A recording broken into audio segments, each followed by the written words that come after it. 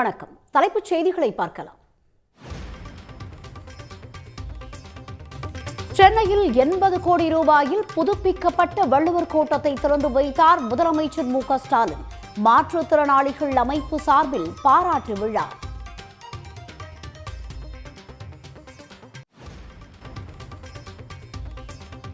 எல்லோருக்குமான ஆட்சியை தமிழ்நாட்டில் நடத்தி வருவதாக முதலமைச்சர் மு க ஸ்டாலின் பேச்சு.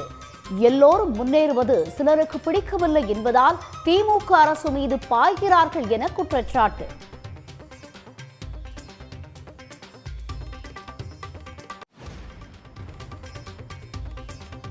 ஆங்கிலம் குறித்து அமித்ஷாவின் சர்ச்சை பேச்சுக்கு எடப்பாடி பழனிசாமி ஆதரவு. தாய்மொழிக்கு முக்கியத்துவம் தர வேண்டும் என்பதையே பேசியதாகவும் விளக்கம். அவருடைய கருத்து சொல்லியிருக்காரு. ஒவ்வொருத்தரும் ஒரு கருத்து உண்டுங்க. அந்த கருத்தின் அடிப்படையில் ஒவ்வொருத்தரும் ஒரு கருத்துக்களை சொல்லலாம். தாய்மொழி என்பது முக்கியம் என்று சொல்லியிருக்கிறார். அனைவருக்கும் தாய்மொழி என்பது மிக மிக முக்கியம். அந்த தாய்மொழிக்கு கொடுக்கின்ற முக்கியத்துவத்தை விட ஆங்கிலத்துக்கு அதிகமாக முக்கியத்துவம் கொடுக்கின்ற என்ற பொருள்பட தான் அவர் சொல்லியிருக்காரு.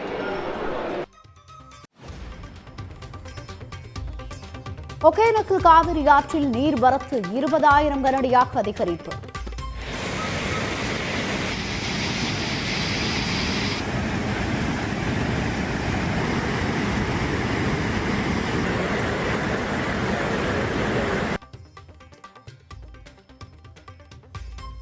மேட்டூர் அணைக்கு வரும் நீரின் அளவு உயர்ந்ததால் பாசனத்திற்கு கூடுதல் தண்ணீர் திறப்பு.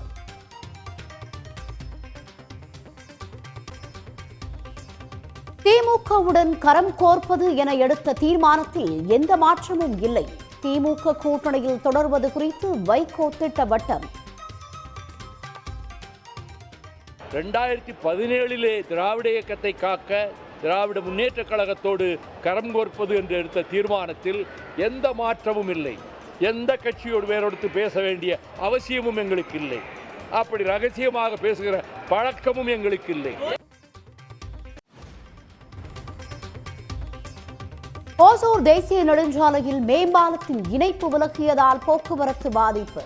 சர்வீஸ் சாலையில் வாகனங்கள் திருப்பி விடப்பட்டதால் கடும் போக்குவரத்து நெரிசல்.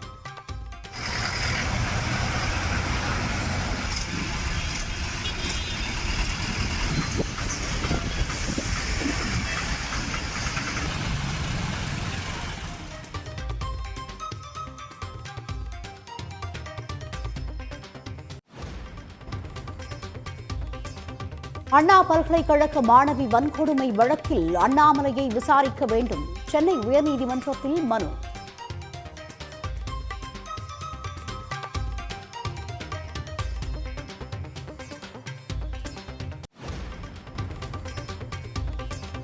சென்னை திருவொற்றியூரில் 10 ஆண்டுகளாக நிறுத்தப்பட்ட மினி பேருந்து மீண்டும் சேவை. தேங்காய் உடைத்து பட்டாசு வெடித்து உற்சாகமாக வரவேற்ற மக்கள்.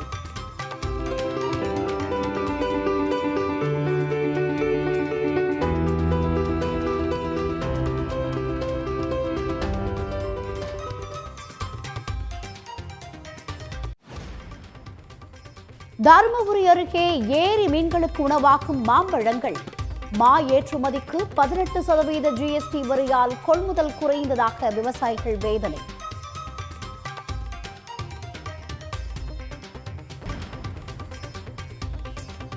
சென்னையில் பட்டப்பகலில் காரில் வந்து கேஸ் சிலிண்டர்கள் திருட்டு.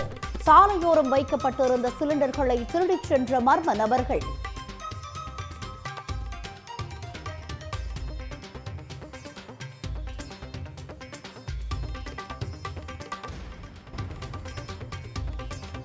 ஏர் இந்தியாவின் 3 மூத்த அதிகாரிகளை பொறுப்பிலிருந்து விடுவிக்க உத்தரவு. தவறுகள் தொடர்ந்தால் உரிமம் ரத்து செய்யப்படும் என விமான போக்குவரத்து இயக்குநரகம் எச்சரிக்கை.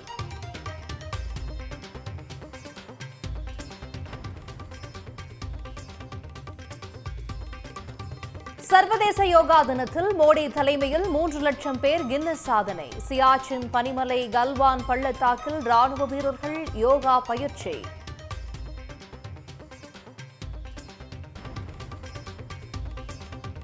இங்கிலாந்துக்கு எதிரான முதலாவது டெஸ்டில் இந்திய அணி 471 ரன்கள் சேர்த்து ஆட்டமிழப்பு.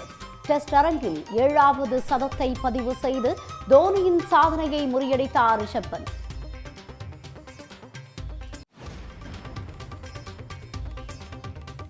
ஜெயிலர் 2 படப்பிடிப்பு தளத்தில் பிறந்த நாள் கொண்டாடிய இயக்குனர் நெல்சன். நடிகர் ரஜினிகாந்த் பூங்கொத்து கொடுத்தும் கேக்கை ஊட்டிவிட்டும் வாழ்த்து.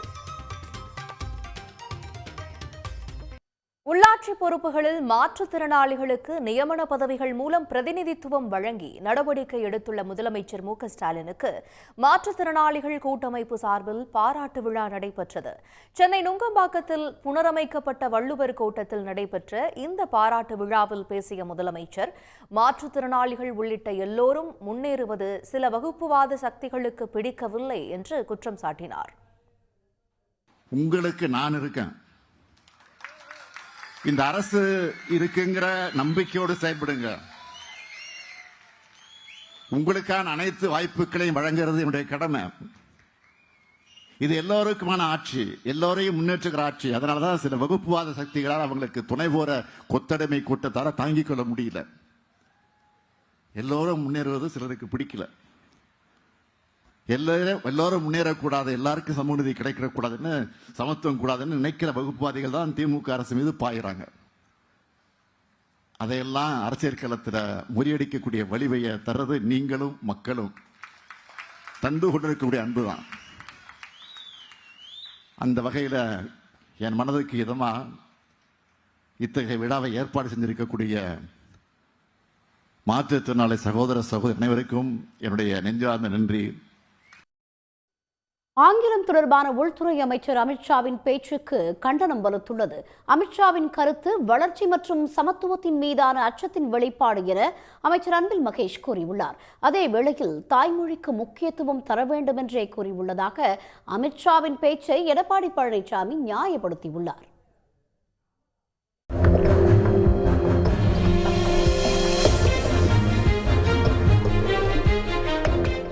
அமித்ஷாவினுடைய உளறல்களுக்கு எல்லையே இல்லை. ஆங்கிலம் உலக மொழி. உலகத்தில் பல நாடுகளிலே இன்றைக்கு ஆங்கிலம் தெரிந்தால் போது எங்கும் போய் வரலாம். அதனால் தான் பேரறிஞர் அண்ணா அவர்கள் தாய் தமிழும் ஆங்கிலமும் அவை இரண்டும் மட்டும்தான் தமிழ்நாட்டிலே இருக்கும் என்று சொன்னார்கள். இந்தியாவிலே இருக்கக்கூடிய அனைத்து மாநில மொழிகளும் 22 மொழிகளும் அவை ஆட்சி மொழிகளாக்க வேண்டும் என்று மாநிலங்கள் அவையிலேயே அவர் பேசினார். திராவிட இயக்கம் அந்த தீர்மானத்தை வைக்கிறது. மறுமலர்ச்சி திமுகவும் அதை வலியுறுத்தி வருகிறது. ஆனால் பிஜேபி இயக்கத்துக்கு அவர்களுக்கு அந்த விருப்பமும் இல்லை. அவர்கள் இந்தியையும் சமஸ்கிருதத்தையும் திணிக்க வேண்டும் என்பதிலேயே தீவிரமாக இருக்கிறார்கள். தோற்று போவார்கள். நான் சொன்னேன், I told you right, I also replied in the tweet, like it's not about the language, it's about the control. The language should be ladder, it should not be a barrier. So that is our main. அதனால தான் நான் ட்வீட்ல மேல போட்டுருக்கேன். And he is not fear on the English and all, he is fear on the equality and development. I have mentioned that. அது அவருடைய கருத்து சொல்லியிருக்காரு. அவருடைய கருத்து சொல்லியிருக்காரு. ஒவ்வொருத்தருக்கும் ஒரு கருத்து உண்டுங்க. கருத்தின் அடிப்படையில் ஒவ்வொருத்தரும் ஒரு கருத்துக்களை சொல்லலாம். தாய்மொழி என்பது முக்கியம் என்று சொல்லியிருக்கிறார். அனைவருக்கும் தாய்மொழி என்பது மிக மிக முக்கியம். அந்த தாய்மொழிக்கு கொடுக்கின்ற முக்கியத்துவத்தை விட ஆங்கிலத்துக்கு அதிகமாக முக்கியத்துவம் கொடுக்கின்ற என்ற பொருள்பட தான் அவர் சொல்லியிருக்காரு. டாஸ்மாக் முறைகேடு வழக்கில் திரைப்பட தயாரிப்பாளர் ஆகாஷ் பாஸ்கரன் தொழிலதிபர் விக்ரம் ரவீந்திரனுக்கு எதிராக ஆதாரங்கள் இல்லை என உயர்நீதிமன்றம் அறிவித்திருப்பதன் மூலம் அமலாக்கத்துறை உள்நோக்கத்துடன் சோதனை நடத்தியது அம்பலமாகியுள்ளதாக மூத்த வழக்கறிஞர்கள் கூறியுள்ளனர். டாஸ்மாக் நிறுவனத்தில் 1000 கோடி ரூபாய் முறைகேடு நடைபெற்றதாக கூறப்பட்ட வழக்கில் திரைப்பட தயாரிப்பாளர் ஆகாஷ் பாஸ்கரன் தொழிலதிபர் விக்ரம் ரவீந்திரன் வீடுகளுக்கு அமலாக்கத்துறை சீல் வைத்ததை எதிர்த்து சென்னை உயர்நீதிமன்றத்தில் இருவரும் வழக்கு தொடர்ந்தனர்.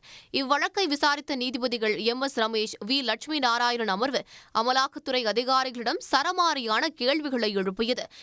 எவ்வித ஆதாரமும் இல்லாமல் ஆகாஷ் பாஸ்கரன், விக்ரம் ரவீந்திரன் ஆகியோரின் வீடுகள், அலுவலகங்களில் சோதனை மேற்கொள்ள அமலாக்கத்துறைக்கு அதிகாரம் இல்லை என்று குறிப்பிட்ட நீதிபதிகள் எதன் அடிப்படையில் சீல் வைக்கப்பட்டது என்றும் கேள்வி எழுப்பினர். சீல் வைக்க தங்களுக்கு அதிகாரம் இல்லை என ஒப்புக்கொண்ட அமலாக்கத்துறை சீலை அகற்றவும் ஒப்புக்கொண்டது. இருப்பினும் அமலாக்கத்துறை தாக்கல் செய்த ஆவணங்களில் முறைகேடு தொடர்பான ஆதாரங்கள் இல்லாததால் டாஸ்மாக் வழக்கில் மேல் நடவடிக்கைகளுக்கு தடை விதித்து நீதிபதிகள் அதிரடியாக உத்தரவிட்டனர். உத்தரவிட்டனர். உயர்நீதிமன்ற நடவடிக்கை அமலாக்கத்துறையின் உள்நோக்கத்தை அம்பலப்படுத்தியிருப்பதாக மூத்த வழக்கறிஞர்கள் தெரிவித்திருக்கின்றனர்.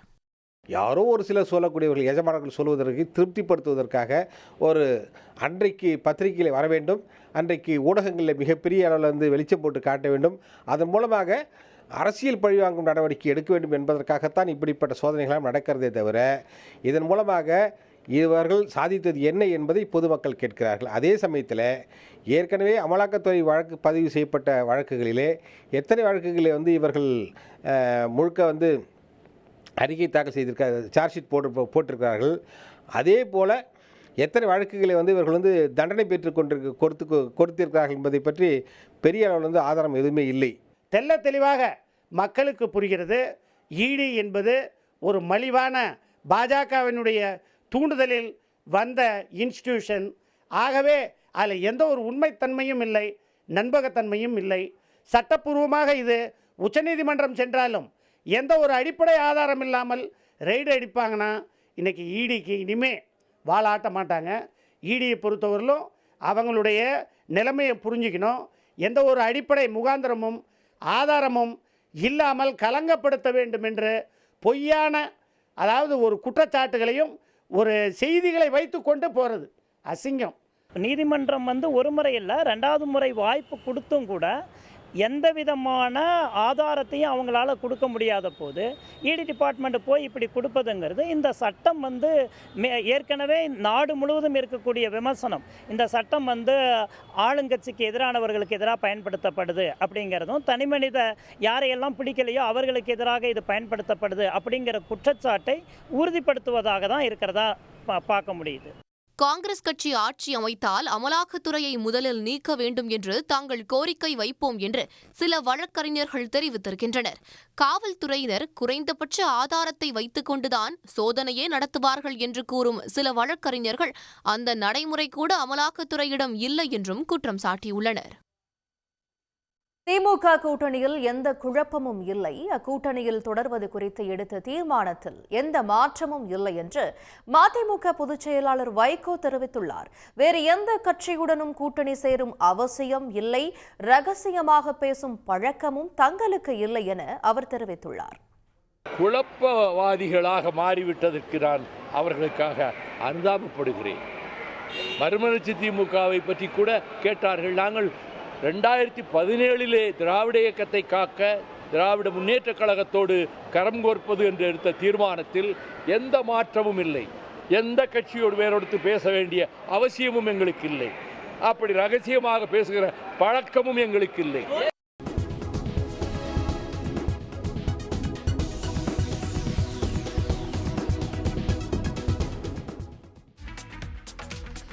யோகா முழு உலகத்தை இணைத்துள்ளதாகவும் உலகத்தின் ஒற்றுமையை நோக்கி மக்களை வழிநடத்துவதாகவும் பிரதமர் மோடி பெருமிதம் தெரிவித்துள்ளார்.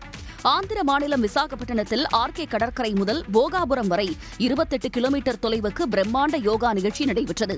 பிரதமர் மோடி, ஆந்திர முதலமைச்சர் சந்திரபாபு நாயுடு உள்ளிட்டோர் கலந்து கொண்ட இந்த நிகழ்ச்சியில் 3 லட்சத்திற்கும் அதிகமானோர் கலந்து கொண்டனர்.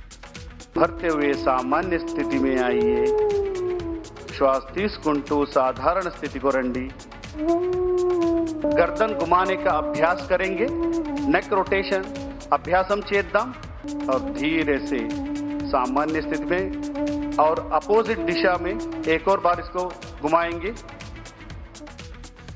போர்க்கப்பலில் இருந்தபடி இந்திய கடற்படை வீரர்கள் யோகா பயிற்சியில் ஈடுபட்டது கண்கொள்ளா காட்சியாக அமைந்தது. पड़कोंडी, सिर आगे मंच की ओर रहे और पैर पीछे रहे. तला मुंदा उंडाली, काళ్ళు వెనక ఉండాలి. दोनों पैरों के बीच में 1 फुट का अंतर रखे. 2 காళ్ళు மத்திய. நிகழ்ச்சியில் உரையாற்றிய பிரதமர் மோடி, 11 ஆண்டுகளுக்கு பிறகு யோகா தற்போது கோடிக்கணக்கான மக்களின் ஒரு அங்கமாக மாறியிருப்பதாக கூறினார். 3 லட்சத்திற்கும் அதிகமானோர் பங்கேற்ற இந்த யோகா நிகழ்ச்சி கின்னஸ் உலக சாதனையில் இடம்பெற்றுள்ளது. கடந்த 2023ஆம் ஆண்டு குஜராத் மாநிலம் சூரத்தில் 1,47,000 பேர் பங்கேற்ற யோகா நிகழ்ச்சியே இதுவரை சாதனையாக இருந்தது. கட்சி பொறுப்புகளில் இளைஞர்களுக்கு முக்கியத்துவம் வழங்க திமுக நிர்வாகிகளுக்கு முதலமைச்சர் மு.க.ஸ்டாலின் அறிவுறுத்தியுள்ளார். தொகுதி வாரியான சந்திப்பின் தொடர்ச்சியாக கிருஷ்ணகிரி, அணைக்கட்டு, சங்கராபுரம் சட்டமன்ற திமுக நிர்வாகிகளை முதலமைச்சர் மு.க.ஸ்டாலின் சந்தித்து ஆலோசனை நடத்தினார். திமுக தலைமையகமான அண்ணா அறிவாலயத்தில் இந்த ஆலோசனைக் கூட்டம் நடைபெற்றது. அப்போது அரசின் மக்கள் திட்டங்களை அனைத்து தரப்பு மக்களிடமும் கொண்டு செல்ல வேண்டும் என்றும், ஒற்றுமையாக பணியாற்றி 200 தொகுதிகளில் வெற்றியை உறுதி செய்ய வேண்டும் என்றும் ஸ்டாலின் அறிவுறுத்தினார். மேலும் கட்சி பொறுப்புகளில் இளைஞர்களுக்கு முக்கியத்துவம் அளிக்க வேண்டும் என கேட்டுக்கொண்ட முதலமைச்சர் ஸ்டாலின், கட்சிக்காக உழைப்பவர்களுக்கு அதற்கேற்ற அங்கீகாரம் நிச்சயம் கிடைக்கும் என்றும் உறுதியளித்தார். வால்பாறை தொகுதி எம்எல்ஏ மறைவுக்கு முதலமைச்சர் மு.க.ஸ்டாலின், அதிமுக பொதுச் செயலாளர் எடப்பாடி பழனிசாமி உள்ளிட்டோர் இரங்கல் தெரிவித்துள்ளனர். வால்பாறை தொகுதி அதிமுக சட்டமன்ற உறுப்பினரான அமுல் கந்தசாமி கடந்த சில நாட்களாக உடல்நலக்குறைவால் கோவையில் உள்ள தனியார் மருத்துவமனையில் சிகிச்சை பெற்று வந்தார். வெண்டிலேட்டர் உதவியோடு அவருக்கு சிகிச்சை அளிக்கப்பட்டு வந்த நிலையில் சிகிச்சை பலன் தராமல் அவரது உயிர் பிரிந்தது.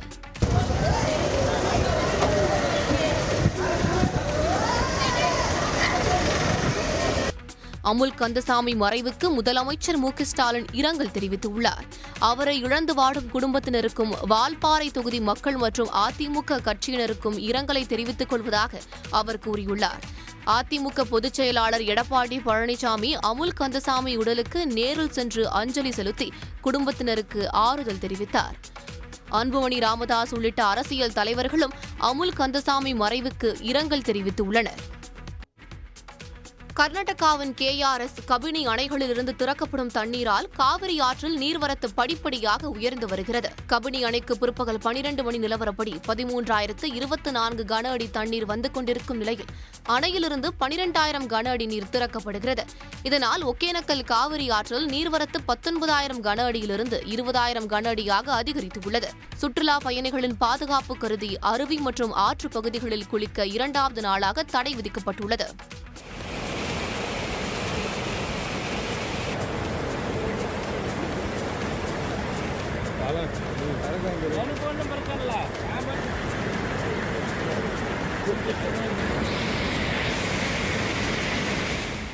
இதனிடையே மேட்டூர் அணைக்கு நீர்வரத்து 22,469 கன அடியாக அதிகரித்துள்ளது.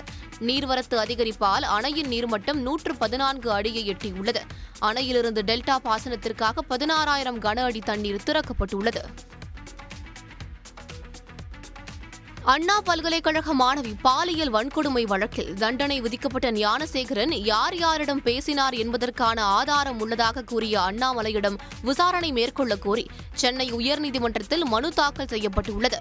அந்த மனுவில் ஞானசேகரன் யாரிடம் பேசினார் என்ற தொலைபேசி உரையாடல் தொடர்பான ஆவணங்கள் இருந்திருந்தால் அதை ஏன் அண்ணாமலை சிறப்பு புலனாய்வு குழுவிடம் வழங்கவில்லை என்றும் கேள்வி எழுப்பப்பட்டுள்ளது. இது தொடர்பான மனு விரைவில் விசாரணைக்கு வரும் என்று எதிர்பார்க்கப்படுகிறது. மாணவி பாலியல் வன்கொடுமை தொடர்பான வழக்கில் ஞானசேகரன் தவிர வேறு யாருக்கும் தொடர்பில்லை என தீர்ப்பு வழங்கப்பட்டிருப்பது குறிப்பிடத்தக்கது. சென்னை கோயம்பேடு காய்கறி சந்தையில் காய்கறிகளின் விலை குறைந்தாலும் அதிகபட்சமாக 1 கிலோ தேங்காய் 70 ரூபாய்க்கு விற்பனையானது. கடந்த ஒரு வாரமாக காய்கறிகள் விலை உயர்ந்த நிலையில் மழை குறைந்து வரத்து அதிகரித்ததால் தற்போது விலை குறைந்துள்ளது. 110 ரூபாய்க்கு விற்பனையான 1 கிலோ பீன்ஸ் விலை 50 ரூபாயாகவும் 80 ரூபாய்க்கு விற்கப்பட்ட கேரட் விலை 30 ரூபாயாகவும் குறைந்துள்ளது.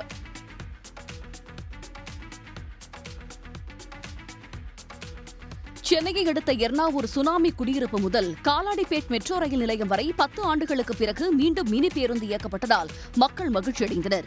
பட்டாசு வெடித்து இனிப்புகள் பரிமாறிக்கொண்டதோடு தேங்காய் உடைத்தும் கற்பூரம் ஏற்றியும் வழிபட்ட பிறகு மினி பேருந்தில் உற்சாகமாக பயணித்தனர்.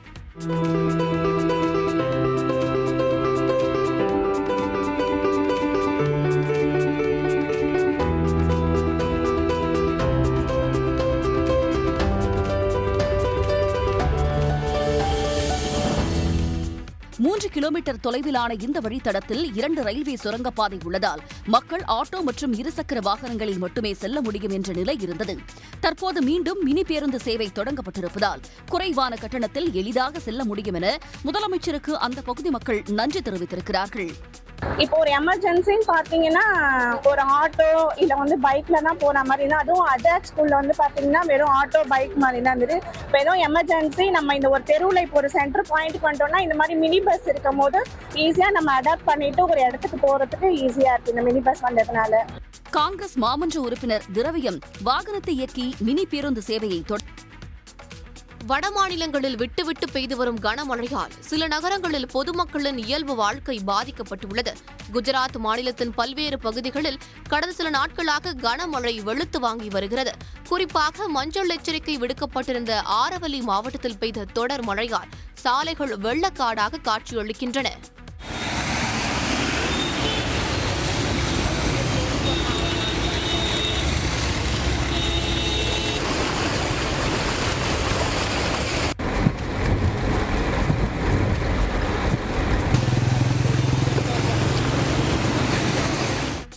தலைநகர் டெல்லியிலும் பரவலாக கனமழை பெய்ததால் சாலைகளில் வாகனங்கள் மிதமான வேகத்தில் சென்றன.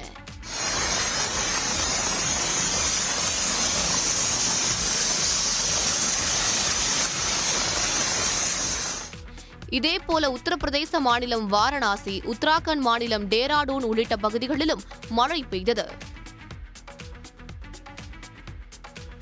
திருப்பதி ஏழுமலையான் கோயிலில் நடிகை வித்யா பாலன் குடும்பத்துடன் சாமி தரிசனம் செய்தார்.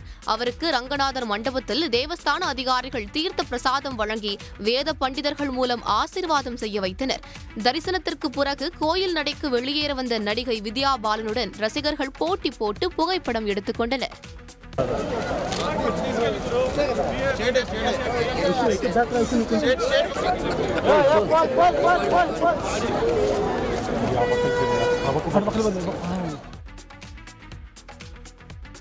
தூத்துக்குடி மாவட்டம் திருச்செந்தூர் சுற்றுவட்டாரத்தில் பதநீரிலிருந்து தயாரிக்கப்படும் புட்டு கருப்பட்டி உடலுக்கு ஆரோக்கியமானது என்பதால் பலரும் அதனை விரும்பி வாங்கிச் செல்கின்றனர். பனைமரங்கள் அதிகம் நிறைந்துள்ள திருச்செந்தூர், அடைக்கலாபுரம், உடன்குடி, ஆறுமுகநேரி உள்ளிட்ட பகுதிகளில் பதநீரை மூலப்பொருளாக கொண்டு புட்டு கருப்பட்டி தயாரிக்கப்படுகிறது. பனைமரங்களிலிருந்து கிடைக்கும் முதல் பதநீரை நன்றாக காய்ச்சி அத்துடன் சுக்கு, மிளகு, திப்பிலி, கிராம்பு சேர்த்து சிறு அச்சுகளில் பாகு கரைசலை ஊற்றி புட்டு கருப்பட்டி தயாரிக்கின்றனர். உடலுக்கு மிகவும் ஆரோக்கியமானது என்பதால் பலரும் விரும்பி சாப்பிடுகின்றனர். விடிய காலம் நாங்கள் ஏறி 6 மணிக்கெல்லாம் பையனை இறக்கி நாங்கள் விற்பனைக்கு ரோட்டு கடைக்கு கொண்டு வரோம். இன்னும் எங்கள் ஊர் பையனும் வாலிய பையனும் காலேஜ் படிக்கிற பசங்க எல்லாருமே பனை தொழிலில் ஈடுபட்டு அந்த பையங்க பனை ஏறிக்கிட்டு இருக்காங்க. ஓரளவு பனங்காடு எங்கள் ஊரில் பயணி உற்பத்தி அதிகம்தான். லண்டன், அமெரிக்கா எல்லா இடத்துல இருந்து வராங்க, வந்து வாங்குறாங்க. நாங்கள் சுத்தமாக கொடுப்போம், அவ்வளோதான். அதில் எந்த கலப்படமும் இருக்காது. எல்லாரும் சாப்பிடலாம், ஒரிஜினல் எல்லாரும் சாப்பிடலாம். துக்கு, மிளகு, திப்பிலி எல்லாம் சேர்ப்போம். இருமல், சளி, தடுமம் எல்லாத்துக்கும் அது மருந்து. திருச்செந்தூர் முருகன் கோயிலுக்கு வரும் பக்தர்கள் பலரும் புட்டு கருப்பட்டியை வீடுகளுக்கு வாங்கிச் செல்ல மறப்பதில்லை. கருப்பட்டி போலவே இந்த புட்டு கருப்பட்டி விற்பனையும் அமோகமாக நடைபெற்று வருகிறது.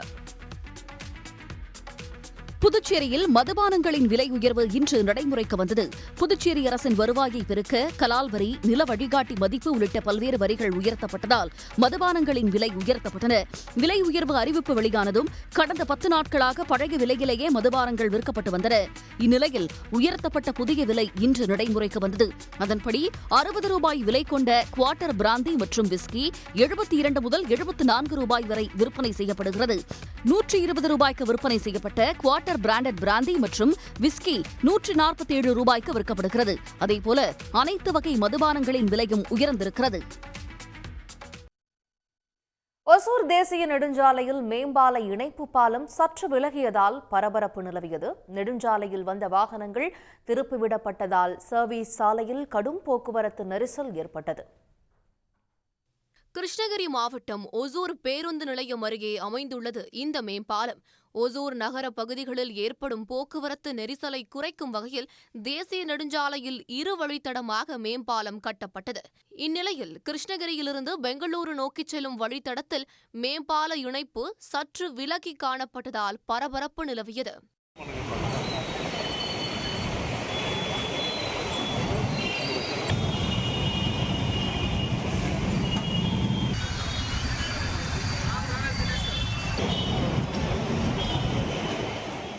15 சென்டிமீட்டர் அகலம் 50 மீட்டர் நீளத்திற்கு இணைப்பு பாலம் விலகி காணப்பட்டது. இதையடுத்து கிருஷ்ணகிரியிலிருந்து பெங்களூரு நோக்கி தேசிய நெடுஞ்சாலையில் சென்ற வாகனங்கள் மேம்பாலம் தொடங்கும் முன்பாகவே சர்வீஸ் சாலையில் திருப்பி விடப்பட்டது. இதனால் சர்வீஸ் சாலையில் கடும் போக்குவரத்து நெரிசல் ஏற்பட்டது. ஒசூர் பஸ் ஸ்டாண்ட் பக்கத்தில் வந்து பார்த்தீங்கன்னா ஒசூர் தேசிய நெடுஞ்சாலை வந்து பார்த்தீங்கன்னாக்க பிரிட்ஜ் வந்து பார்த்தீங்கன்னா ஒதுங்கி இருக்கு. கிட்டத்தட்ட ஒரு அடிக்கு வந்து பார்த்தீங்கன்னாக்க கிட்டத்தட்ட ஒரு 50 மீட்டருக்கு ஒதுங்கி இருக்கு. இதனால போக்குவரத்து ரொம்ப நெரிசலாக இருக்கு. கொஞ்சம் மக்கள் வந்து மேலே போகிற வண்டியெல்லாம் கீழே வந்துட்டு இருக்கு. இதனால் பஸ் ஸ்டாண்டு பக்கத்தில் இருக்கிறனால இப்போ மெயினான இடம் பெங்களூரு, கிருஷ்ணகிரி, பாகலூர் பகுதி இருக்கனால கொஞ்சம் மக்கள் சிரமத்தில் தான் இருக்காங்க. சர்வீஸ் சாலையில் வாகனங்கள் திருப்பி விடப்பட்டதால் வாகன ஓட்டிகளும் சிரமத்திற்கு ஆளாகினர். தகவலறிந்து விரைந்த நெடுஞ்சாலைத்துறை அதிகாரிகள் இணைப்பு பாலம் விலகியதற்கான காரணத்தை ஆய்வு செய்து வருகின்றனர். சன் நியூஸ் செய்திகளுக்காக செய்தியாளர் கார்முகில். பாமக ஐக்கிய முற்போக்கு கூட்டணியில் இருந்ததால்தான் இதர பிற்படுத்தப்பட்ட பிரிவினருக்கு 27% இடஒதுக்கீடு கிடைத்ததாக பாமக தலைவர் அன்புமணி கூறியுள்ளார்.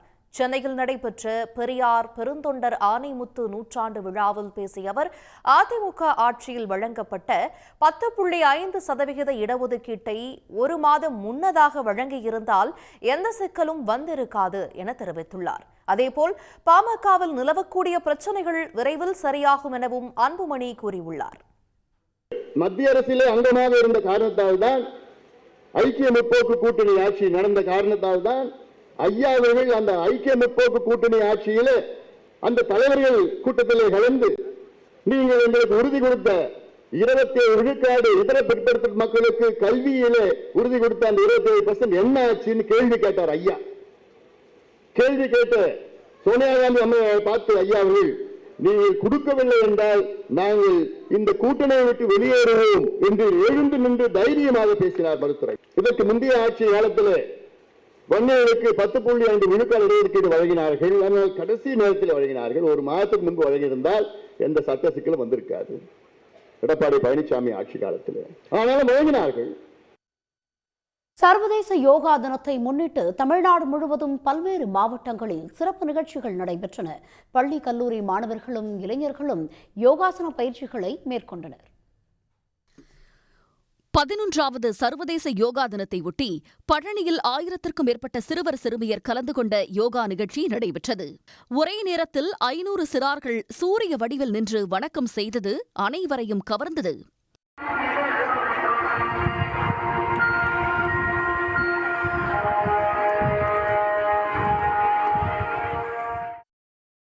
நெல்லை பாளையங்கோட்டையில் தமிழ்நாடு விளையாட்டு மேம்பாட்டு ஆணையம் உள்ளிட்ட பல்வேறு அமைப்புகள் சார்பில் நடைபெற்ற யோகா கலை பயிற்சியில் ஏராளமான மாணவர்கள் கலந்து கொண்டு பல்வேறு ஆசனங்களை நிகழ்த்தி காட்டினர்.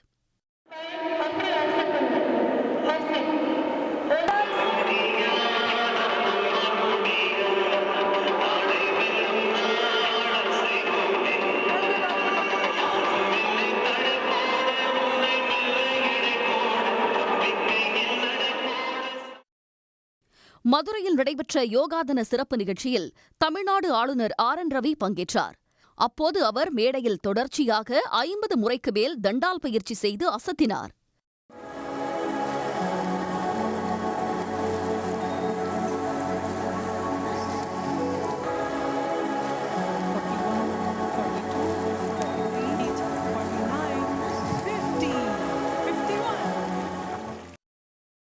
வேலூர் மாவட்டம் குடியாத்தத்தில் உள்ள தனியார் கல்லூரியில் நடைபெற்ற யோகா நிகழ்ச்சியில் முன்னாள் தெலுங்கானா ஆளுநர் தமிழிசை சவுந்தரராஜன், நடிகை நமிதா ஆகியோர் பங்கேற்றனர்.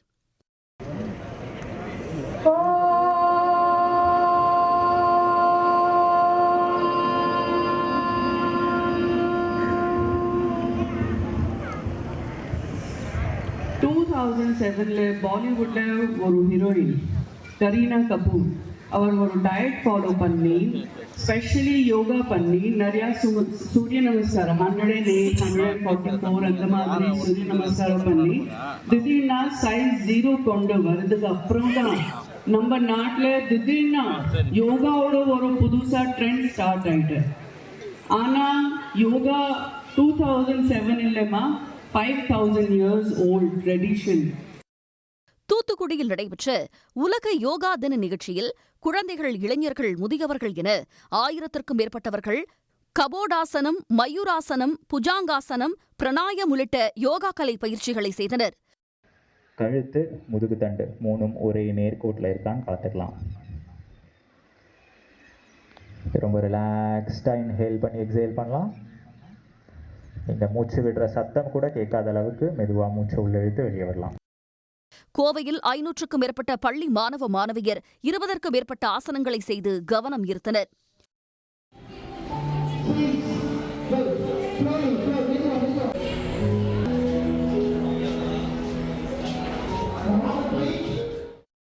மாமல்லபுரம் கடற்கரை கோவில் வளாகத்தில் தாம்பரம் விமானப்படை சார்பில் யோகா நிகழ்ச்சி நடைபெற்றது. மாமல்லபுரம் புலிக்குகை வளாகத்தில் இந்திய சுற்றுலாத்துறை மற்றும் தொல்லியல் துறை சார்பில் யோகா நிகழ்ச்சிக்கு ஏற்பாடு செய்திருந்தது. புதுச்சேரி கடற்கரை சாலையில் நடைபெற்ற யோகா நிகழ்வில் சுமார் 3500 பேர் கலந்து கொண்டு யோகா பயிற்சிகளை செய்தனர். சென்னை அடுத்த கிளாம்பாக்கத்தில் அமைக்கப்பட்டு வரும் புதிய ரயில் நிலையத்தின் கட்டுமான பணிகள் 80% நிறைவடைந்து விட்டதாக அதிகாரிகள் தெரிவித்துள்ளனர். இந்த ரயில் நிலையத்தை விரைந்து பயன்பாட்டிற்கு கொண்டுவர வேண்டும் என்று பொதுமக்கள் கோரிக்கை விடுத்துள்ளனர். கோயம்பேடு புறநகர் பேருந்து நிலையத்தில் ஏற்பட்ட கடும் இட நெருக்கடி காரணமாக வண்டலூர் அடுத்த கிளாம்பாக்கத்தில் புறநகர் பேருந்து நிலையம் அமைக்கப்பட்டது. 2023ஆம் ஆண்டு டிசம்பர் மாதம் முதல் இந்த பேருந்து நிலையம் செயல்பட்டு வரும் சூழலில் வண்டலூர், ஊரப்பாக்கம் ரயில் நிலையங்களுக்கு இடையே புதிய ரயில் நிலையம் அமைக்க வேண்டும் என்று பயணிகள் கோரிக்கை விடுத்தனர். அந்த கோரிக்கையை ஏற்று ரயில் நிலையம் அமைக்கும் பணி 2024இல் தொடங்கப்பட்டது. மே மாதமே ரயில் நிலையம் திறக்கப்படும் என கூறப்பட்ட நிலையில் ஆகாய நடைமேம்பாலம் அமைப்பதில் காலதாமதம் ஏற்பட்டது. முதலாவது நடைமேடை கட்டுமான பணி முடிவுற்று 2வது நடைமேடை கட்டும் பணிகள் விரைவாக நடைபெற்று வருகின்றன. அணுகுபாதைகளை அமைப்பதில் சற்றே காலதாமதம் ஏற்படுவதால் இந்த பணிகளை விரைந்து முடிக்க பயணிகள் கோரிக்கை விடுத்துள்ளனர். வேலை நடந்துட்டு இருக்குன்னு சொல்றாங்க, 80% முடிஞ்சதா சொல்றாங்க. அதை துரிதப்படுத்தணும்னு தான் நாங்கள் கேட்டுக்கிறோம் அதிகாரிகளை. இந்த 20% வந்து எவ்வளோ முடியுமோ சீக்கிரமா பண்ணாங்கன்னா எங்களுக்கு வந்து இறங்கி அடுத்த ஊருக்கு வேலைக்கு போகிறதுக்கோ அது வசதியாக இருக்கும். 2வது கிளாம்பாக்கம் பேருந்து அடிப்படை வசதிகளையும் இருக்கு, இன்னும் முழுமையாக அதை செயல்படுத்த 20% வேலைகளை துரிதப்படுத்த அனைத்து அதிகாரிகளும் கொஞ்சம் முன்னாடி இருக்கணும். ஏப்ரல் மாதம் பண்ண போகிறேன் நாங்கள், மே மாதம் பண்ண போகிறேன் நாங்கள் ரயில் நிலையத்தை. இதுவரைக்கும் தள்ளி போயிட்டே தான் இருக்குது. இப்போ ரயில் நிலையம் பக்கத்தில் இருந்தால் தான் அடுத்த ஊருக்கு போயிட்டு வர முடியும். இப்போ ட்ரெயின் இல்லைன்னா டக்குன்னு பஸ்ஸில் ஏறிக்கலாம், பஸ் இல்லைன்னா ட்ரெயினில் போய்க்கலாம். அந்த ஒரு அடிப்படை வசதியை வந்து அவங்க செஞ்சு கொடுக்கணும்னு தான் நாங்கள் எதிர்பார்க்குறோம் எல்லாருமே. கிளாம்பாக்கம் ரயில் நிலையத்தின் 2வது நடைமேடை கட்டுமான பணிகள் விரைந்து முடிக்கப்படும் என்று அதிகாரிகள் தெரிவித்துள்ளனர். ஆகாய நடைபாதையை ரயில் நிலையத்துடன் மாநில அரசு இணைத்தால் மட்டுமே ரயில் நிலையம் திறக்க அனுமதி வழங்கப்படும். எனவே இந்த பணிகள் ஜூலை மாதத்திற்குள் நிறைவு பெறும் என்று அதிகாரிகள் தெரிவித்துள்ளனர். ஜூலைக்கு பின்னர் பண்டிகை நாட்கள் வருவதால் அதற்குள் இந்த ரயில் நிலையத்தை திறக்க வேண்டும் என்பது பயணிகளின் எதிர்பார்ப்பாகும். உடனுக்குடன் செய்திகளை தெரிந்து கொள்ள சன் நியூஸ் பெல் ஐகானை கிளிக் பண்ணுங்க.